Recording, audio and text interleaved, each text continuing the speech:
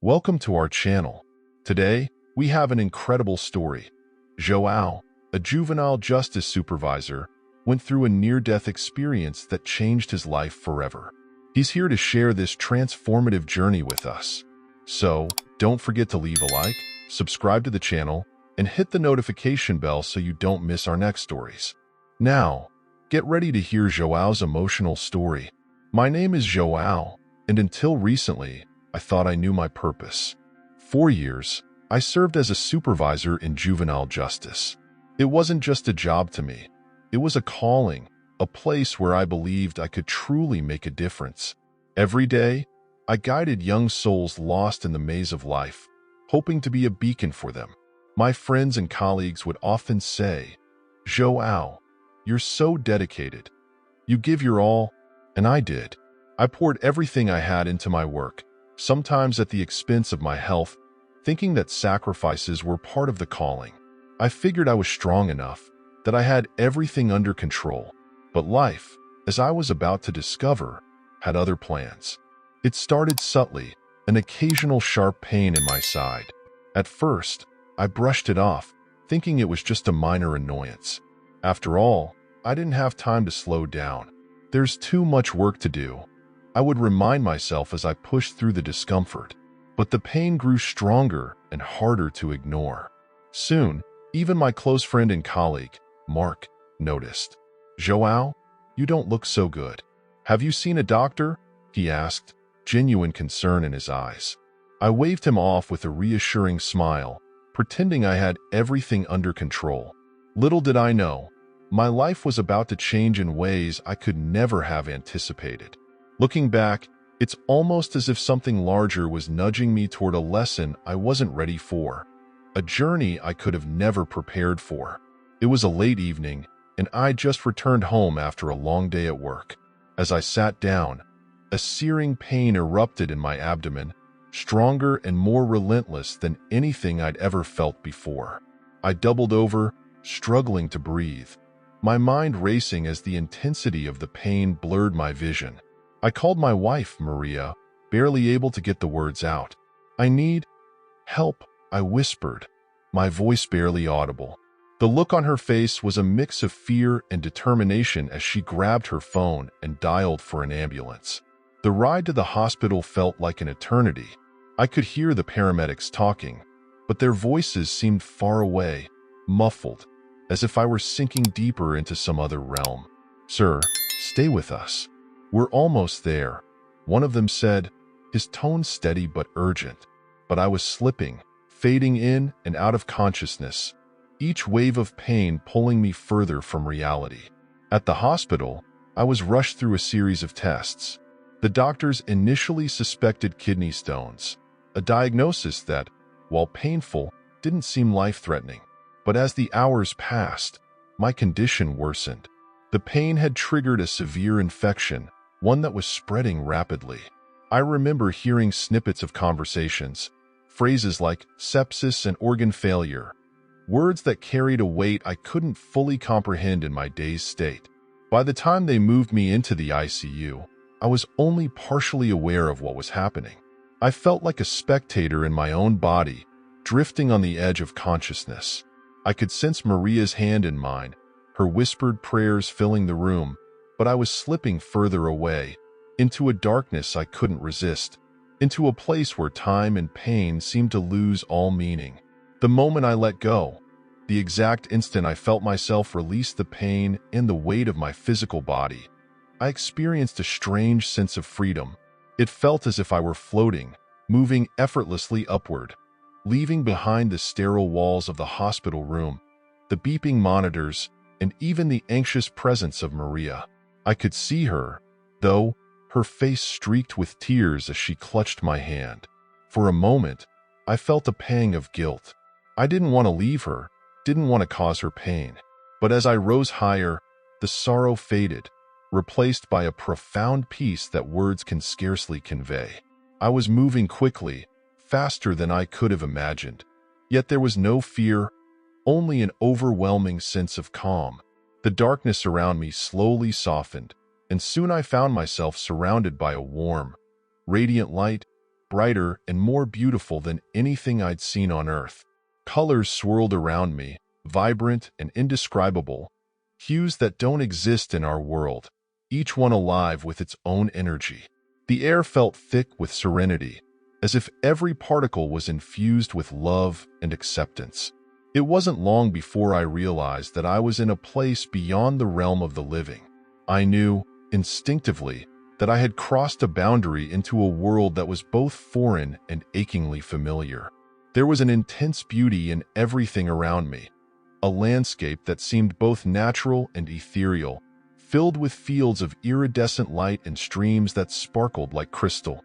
I felt weightless, unburdened by earthly concerns.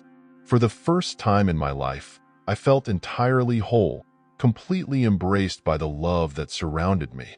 It was then that I realized I wasn't alone. As I drifted in awe through this radiant world, a figure approached, emerging from the light like a gentle, familiar presence.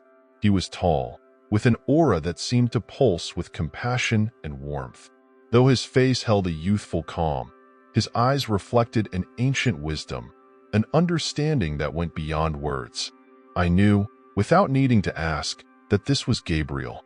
Somehow, I recognized him, not by appearance, but by a feeling, a memory perhaps buried in my spirit. "Welcome, Joao," he said, his voice soft yet carrying a weight that resonated through me.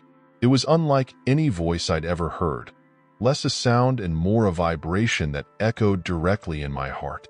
I felt as though every word he spoke was washing over me, filling me with a sense of safety and understanding that brought tears to my eyes. Gabriel reached out, and though he didn't physically touch me, I felt an embrace, a presence that held me close. "Gabriel?" I managed, surprised that I could still speak, though it felt more like thinking aloud. Have I? My thoughts stumbled, trying to grasp the enormity of what was happening. He smiled, as if he understood every unspoken question in my mind. "You've come here to understand, Joao," Gabriel said, his tone gentle but purposeful. "Your journey has brought you to this place, a realm between worlds, where you can see the truth of existence beyond the confines of earthly life." His words felt like a balm, calming my racing thoughts, answering questions I hadn't even formed yet. For a moment, I felt the urge to protest, to say that I wasn't ready to leave my life, my loved ones. But Gabriel seemed to sense my inner turmoil, and his gaze softened.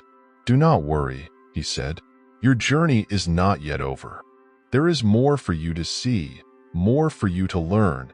His words, like a promise, filled me with an unexpected sense of purpose. And so, with a heart open and full of trust, I followed him deeper into this world beyond worlds. Gabriel guided me through a landscape that felt both surreal and familiar, each step bringing waves of memories, feelings, and faces. As we walked, I noticed figures coming into view ahead of me, and my heart tightened with recognition. It was impossible, yet there they were, my family, the ones I'd lost over the years, standing together, waiting for me. The first person I recognized was my grandmother, her face exactly as I remembered, filled with kindness and strength. She looked at me with a smile that was both knowing and comforting, and I was overcome with emotion. "Joao," she said, her voice soft and filled with warmth. "It's been too long." I reached out, and though I didn't feel the familiar sensation of physical touch, there was a connection, a bond as real as any embrace I'd known. I saw others too. My father, who'd passed when I was young, standing tall and proud, his eyes shining with a love I hadn't fully understood as a child. My cousin, who had left us too soon, grinning as if no time had passed. Each face, each soul I encountered radiated a peace that lifted my spirit, filling me with a profound sense of belonging. They were here, alive in a way I could not have imagined, their presence a reminder that love, real love, endures beyond the boundaries of life and death. In those precious moments, the importance of family and connection became crystal clear. It was as if each one was showing me that the ties we build on earth are never broken. They merely transform, becoming part of a larger, eternal fabric. My grandmother placed a hand over her heart and said, "We're always with you, Joao. Remember that." Her words sank deep, resonating within me, a message I knew I would carry back when I returned to the world I'd left behind. The experience was both bittersweet and beautiful, a reminder of what truly matters. As I stood with my loved ones, I became aware of the world surrounding us, a place so stunning it felt like a dream woven from light and serenity. The air itself seemed to glow, shimmering with colors that defied earthly description: emerald greens, deep blues, hues of gold, and shades beyond any palette I'd known. Every part of this realm pulsed with life, like a heartbeat that resonated with the energy of everything around me. It was as though the landscape breathed along with me, each inhalation filling me with a sense of peace and awe. Nearby, I noticed fields of flowers, each petal vibrant and luminous, swaying in a breeze that carried a fragrance both nostalgic and entirely new. Trees reached toward the sky with leaves that glistened, their branches extending as if welcoming me into their embrace. In the distance, rivers of crystal-clear water flowed calmly, their surfaces reflecting a light that seemed to emanate from within, not from any sun or external source. Animals roamed freely, gentle creatures with eyes filled with a quiet wisdom, and as I looked at them, I felt an unspoken connection, a unity that transcended words. Everywhere I turned, there was a beauty that went beyond aesthetics. It was as if everything I saw held meaning, a silent language of love and harmony that filled my heart and mind. For the first time, I felt a profound, unshakable sense of belonging, as though I were truly home in a way I'd never been before. There was no rush, no urgency, only an endless present, an eternal now where everything was exactly as it should be. Standing there, surrounded by such splendor, I couldn't help but feel that this world wasn't just beautiful. It was alive in a way our world could never quite capture. Each sight, each scent, each sensation seemed to whisper that this was a place where everything was connected, where separation didn't exist, and where love was the very essence of existence. I understood then that this beauty, this harmony, was a glimpse of something greater than I had ever imagined, a truth that, somehow, I was meant to bring back with me. Amid the overwhelming beauty of this place, Gabriel stepped forward again, his eyes filled with a tenderness that seemed to reach straight into my soul. "Joao," he began, his voice gentle but purposeful, "you are here because there are things you need to understand. Truths about love, forgiveness, and the meaning of life itself." His words resonated deeply, as though he were pulling on strings within me that had long been silent. As I listened, Gabriel shared insights that felt at once revelatory and deeply familiar, as if he were reminding me of truths I'd always known but had somehow forgotten. He spoke of love, not as a fleeting emotion, but as the core of all existence, the thread that binds us to each other and to something greater. Every act of kindness, every moment of compassion, creates ripples far beyond what you can see, he said, his gaze steady. Love isn't just a feeling. It's the essence of who you are, of everything around you. Then Gabriel spoke of forgiveness, and my heart grew heavy. He knew, as if reading my thoughts, the burdens I'd carried, the regrets, the mistakes, the harsh judgments I'd made, both toward others and myself. "Forgiveness is the way you free yourself," he explained softly.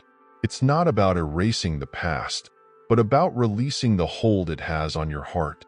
He paused, letting his words sink in, and I felt a lightness spreading through me, as though chains I hadn't even realized were there had begun to fall away. Finally, he spoke of purpose.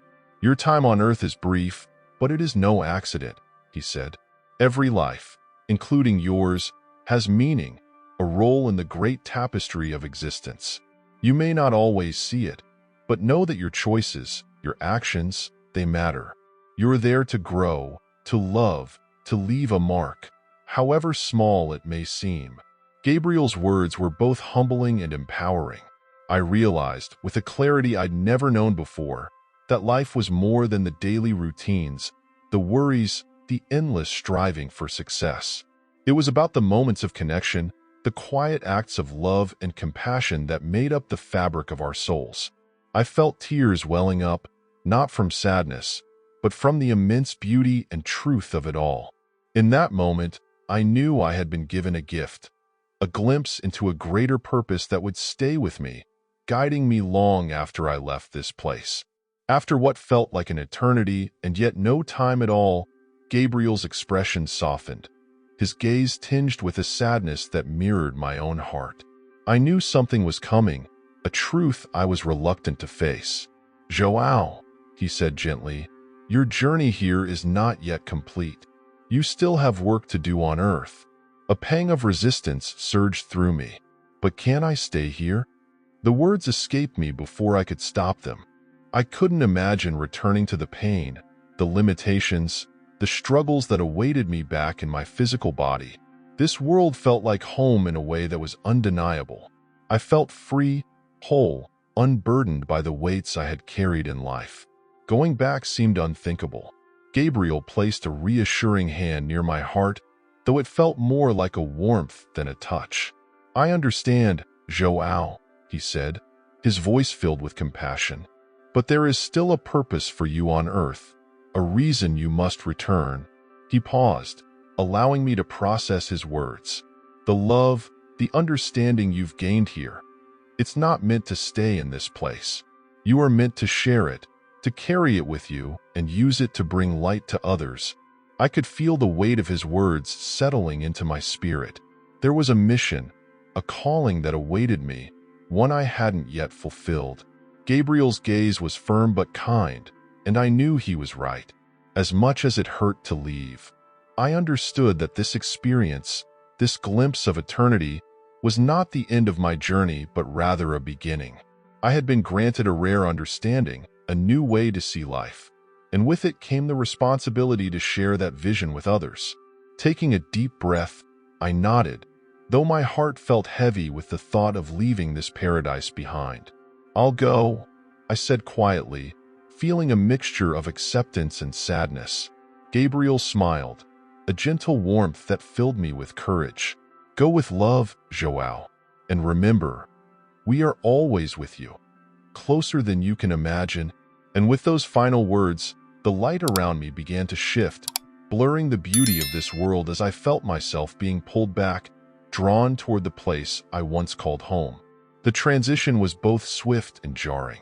One moment, I was surrounded by light and warmth, Gabriel's presence lingering with a comforting certainty.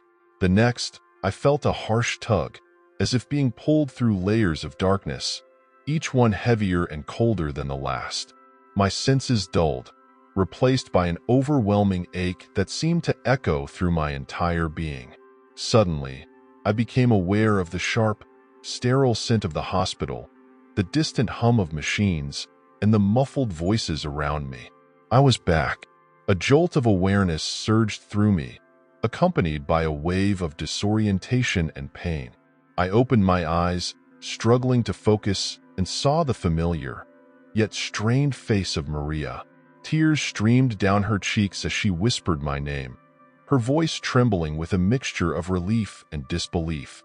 "João, you're awake?" she murmured, clutching my hand with a grip that conveyed every ounce of the worry, fear, and love she'd been holding on to. Doctors and nurses rushed around, their faces filled with surprise, murmuring phrases I couldn't fully grasp. "It's a miracle," one said, while another checked my vitals with wide eyes.